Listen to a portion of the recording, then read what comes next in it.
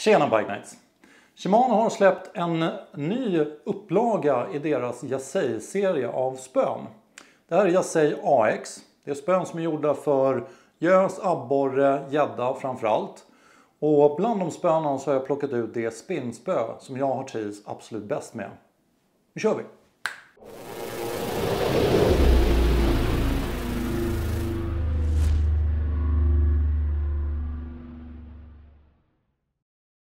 Om vi börjar med lite generella specs då, så är det ju Yasei AX-serien. Spöet heter Swimbait och Bigbait eller BB. Det har en kastvikt upp till 170 gram. Det är 7,10 långt, vilket innebär ungefär 8 fot, alltså 240 cm långt. Och det är tvådelat. Det där var lite generell information om det spöet vi ska prata om idag. En sak som jag tycker om att göra, det är att titta på, om man ska säga, ett släktträd av spön. Alltså vilka spön är det som har inspirerat och lett till utvecklingen av det spöet man håller i handen idag. Och när det gäller det här Yasei AX-spö så är det framförallt två spön som jag tycker har varit föregångarna till det. Det ena, det är deras, man ska säga, lite lyxigare serie som är Yasei LTD. Det här är ett spö som är 2,55 långt, dänger 60-180 gram. Och sen är det då den tidigare Yasei, om man ska säga, Pike-upplagan, alltså deras spön för gädda. Det här är ett spö som är 2,50 långt och dänger 56-170 gram. De här två spöna har de slagit ihop och pang! Tagit fram det här spöet. Det här är alltså Yasei AX. Spöet heter Swimbait och Bigbait, eller Swimbait och BB kan man se en del information. Det har en lite konstig kastvikt och det här tycker jag är ett av de misstagen Shimano har gjort med det här spöet. Och det är att klassa det som ett spö som kastar mellan 120 och 170 gram. Jag tror att de har gjort det här för att de har ett 2,30 spö, alltså ett spö som är lite kortare än det här. Det här är ju 2,40 långt, alltså ungefär 8 fot. Och de har en i den här upplagan som är 2,30 långt och det har de klassat som 56-170 gram. Men som ni kommer se i videon längre fram, när jag kastar med olika beten, så är det här ett spö som jag skulle klassa 60-170 till exempel. Inte 120-170. Men det är min subjektiva åsikt. Spöet är i alla fall klassat 120-170 på pappret. När det gäller vikten på själva spöet så har jag faktiskt haft lite svårt att hitta den informationen på både Shimanos egna sidor och även på handlarsidorna. Och jag tror det här bygger på att de inte har fått med vikterna tyvärr i sin information. Jag vägde spöet i alla fall och det vägde 209 gram. Jag vägde det genom att dela spöet och lägga det på en mindre våg. Så jag tror att man får ta det med en liten nypa salt. Jag skulle inte förvåna mig om de benämner det som 210 gram eller någonting. Men där omkring i alla fall, strax över 200 gram. Det är så mycket spöet väger. Kollar vi bakhandtaget så har man, om man tittar på den tidigare Yasei-serien, så har man ökat längden på bakhandtaget. Och det här tycker jag är jättebra. Här har Shimano lyssnat på väldigt mycket feedback som har kommit från gäddfiskare i Sverige att vi vill gärna ha lite längre bakhandtag. De är inte riktigt där än. Bakhandtaget är 43 cm långt. Det innebär att det är 1 cm kortare än det senaste spöet jag tittade på, vilket var från Daiwa och deras Sidekick. Det var 44 cm långt. Men det är 1 cm längre än deras tidigare version som var 42 cm långt. Så 43 cm. Jag mäter bakhandtaget från den sista öppna delen för rullen ner till botten på spöet då. Och det är därifrån som det är 43 cm. När det gäller spöringar så är det Fujis spöringar. Det är de här Alconite K-Guides. Samma spöringar tror jag som var på Daiwas ProRex XR-spön. Det är 11 stycken spöringar totalt. Det är 2 stycken på den nedre delen av spöet och resterande på den övre delen av spöet. För det här är ju ett tvådelat spö då. Kollar vi ner mot rullfästet så är det ett Fuji PSS rullfäste. Det innebär att det är en så kallad Palm Support. Jag tror PSS står för Palm Support System till och med. Jag trivs jättebra med den här typen av rullfästen. Jag tycker att det förmedlar hugg väldigt bra. Jag tycker att det ligger väldigt skönt i handen. Jag tycker att det blir bra när man kastar, speciellt i kallare väder. När man är lite sådär frusen om händerna. Då är det jätteskönt att ha ett ordentligt grepp. Men jag är helt med på att det är många som känner sig ovana vid det och gärna vill ha mer möjligheter att flytta på handen när det gäller grepp över rulle. Och det är det som kan begränsas lite grann när man har den här typen av rullfästen då. Men ur min synpunkt så är jag jätteglad att det är ett palm support system. Jag trivs jättebra med det. Som ni ser så har Yasei LTD det. Och det tidigare Yasei-spöet hade samma sak. När det gäller rullfästet också så är det inte det minsta glappet eller liknande när man skruvar åt den. Så ett superbra rullfäste verkligen. Kollar man rent estetiskt så är det här ett av de snyggare spöna som jag har fiskat med. Superfina matta grå detaljer ihop med det svarta på rullfästet. Lite så här silvergrafitgrå detaljer på bakhandtaget tillsammans med loggan. Och även ingraverat på bakhandtaget med det här Yasei då. Klingan är lackad i grunden och sen kommer den här wrappade High Power X-stilen på resten av spöet. Så ett riktigt snyggt spö. Och kombinationen med den här Revo Beast från Hobby Garcia gör sig ju sjukt bra. Kollar man på det här med High Power X så är det helt enkelt ett sätt att linda det här blanken, alltså grunden i spöet. Det här gör att spöet har mindre tendens att skeva när man kastar eller drillar fisk. Vilket gör att du får mer precisa kast. Men det jag absolut har märkt mest när det gäller det här spöet, det är hur du laddar och kastar iväg beten. Man behöver inte alls ta i speciellt mycket, vilket är jätteskönt. Utan spöet jobbar verkligen åt den. Och det tycker jag är superbra. När det gäller kastegenskaper så kan vi ta en titt på några videos när jag har kastat med olika beten. Jag har försökt sikta på beten strax under 80 gram.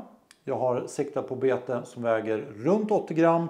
Och sen har jag testat ett bete som är precis uppe vid toppvikten, alltså 170 gram som det här är klassat. Så får vi se hur spöet klarar av det.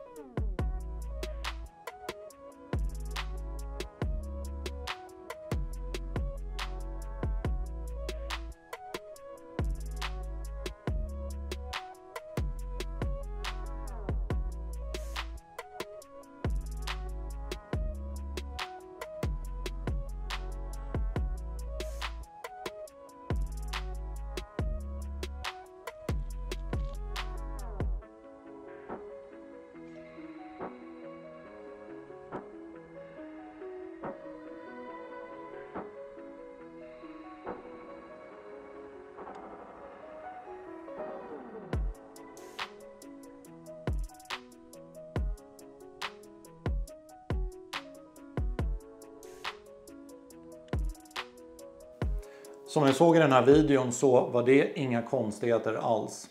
Som sagt, jag tycker att klassningen på det här spöet är lite av ett misslyckande. Att benämna ett spö som 120 till 170 gram. Det tycker jag dels är en väldigt konstig liksom ett spann att välja. För det blir lite så här, okej, men då kan inte jag slänga beten under 120 gram. Och det är extremt många gäddbeten som väger under 120 gram. Så ta det för mig i alla fall att det går alldeles utmärkt att kasta med lägre beten. Jag tror att Shimano bara har benämnt sweet spoten lite grann. Alltså vad det är spöet absolut kastar bäst. Om det är så eller inte, det kan inte jag svara på.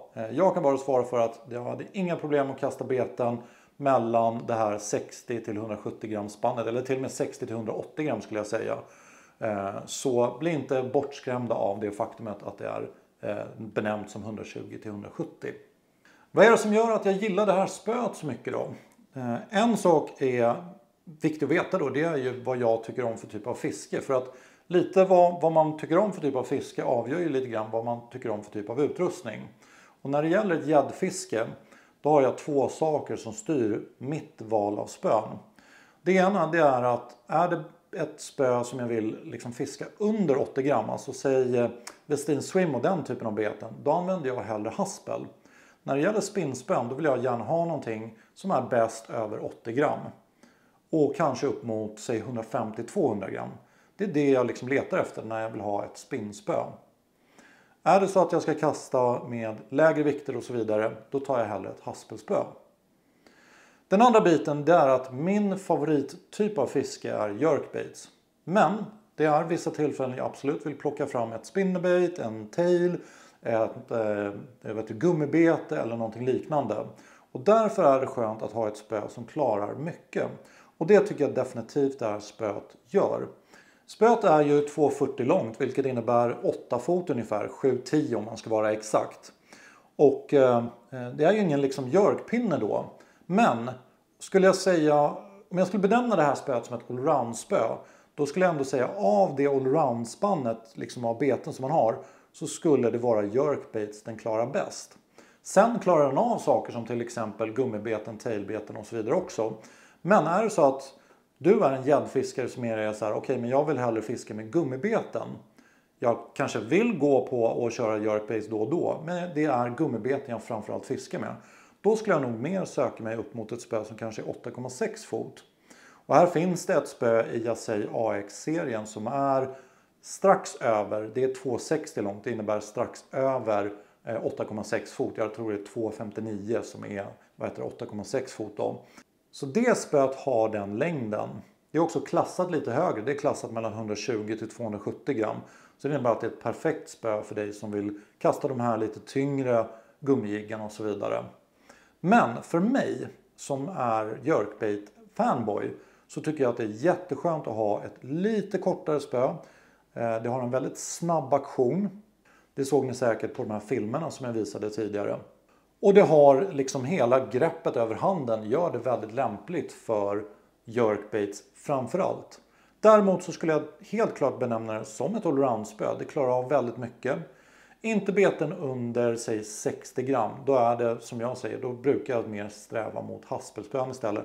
Eller ett spinnspö som kanske är klassat sådär 40 till 120 eller liknande. Som finns i den här serien också. Så, summa summarum. Är det så att du är ute efter ett nytt superkvalitativt spö från Shimano. Du är som jag och gillar att fiska med jerkbaits men absolut vill köra kanske tyngre de här gummibeterna eller swimbaitsen också. Då är det här ett spö för dig. Är det så att du vill ha ett lite längre kraftigare spö, då finns det ett som är 2,60 långt och dänger upp till 270 gram. Skulle jag säga saker som kanske håller er borta så är det fortfarande ett ganska kort bakhandtag. 43 cm är som sagt 1 cm kortare än Daivas Sidekick till exempel. Men det är ingenting som jag har stört mig på. Andra saker som jag irriterar mig lite på det är att den liksom är lite trattformad. Det här främre handtaget är liksom lite mer trattformat. Jag vet inte varför de har gjort så. Men jag tycker bara det ser konstigt ut. Jag hade hellre sett att den smalnade av eller var lika brett över. Och nu pratar jag om den här främre delen vid rullfästet. Det är en jätteliten detalj, men det är sådana där små saker som jag kan störa mig på och vilja förbättra till nästa gång. Spöringarna håller jättebra kvalitet. Det är ju som sagt Fuji, de här Alkanite K-guides, och de har jag inte haft några problem med. Superbra spöringar som jag helt klart rekommenderar. Den har ju en typ av blank som är High Power X, och det är en typ av teknologi som man har sett i spö som har legat i dyrare prisklasser. Kollar man på prisbilden på spöet så ligger det någonstans mellan 1700 och 2100 beroende på butik och vartifrån man beställer det då. Så de flesta priserna som jag har sett har legat mellan 1799 och 1899. Vilket gör att det hamnar inom en väldigt snar prisgrupp som till exempel Daivas ProRex XR och Westins V4. Jättetack för att ni följer med på ännu en recension. Jag vet att vi lägger upp nya avsnitt varje måndag klockan 4, så ni får hemskt gärna följa kanalen. Klicka jättegärna på den där notifieringsknappen så missar ni ingenting som vi lägger upp. Genom att ni stödjer oss så kan vi skapa fler recensioner och bättre material. Så jättetack för det. Är det så att det är någon produkt som ni gärna vill att vi recenserar här på kanalen så får ni jättegärna skriva det i kommentarerna till den här videon. För vi vill ju såklart lägga upp bättre material som ni är intresserade av att titta på. Som alltid, ta hand om er, ta hand om fisken. Ses vi nästa vecka. Tja!